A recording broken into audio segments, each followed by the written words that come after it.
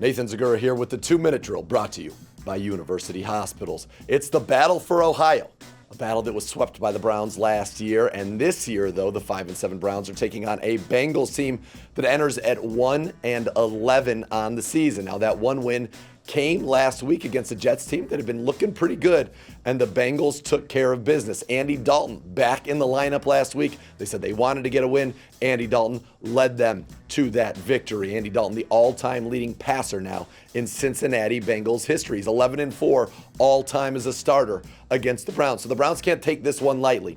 What the Browns need to do is what they've done the last few times they've been home. That's right, they've won 3 straight at home, looking to get their 4th consecutive win here. They have scored on their opening drive in each of their last 4 home games. And they need to go out there and get out to a lead because honestly, it's a race to 20 for this team.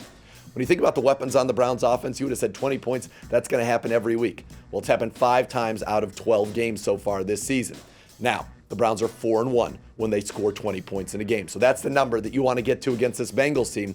But the Bengals the last 3 weeks have not allowed anybody to score 20 points on them. They've been a much improved defense. In fact, 11 of their 20 sacks on the season have come in the last 3 games against the Raiders, the Steelers, and last week against the Jets. So the Browns cannot take them lightly. Dalton the Boyd, that's a good hookup in the passing game. They get the speedy John Ross back.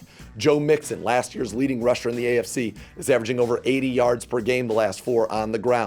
Now for the Browns on offense, we talked about you got to get those points, get them in the end zone.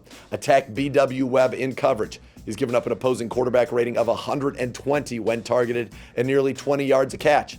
And then run the ball. Nick Chubb, Kareem Hunt.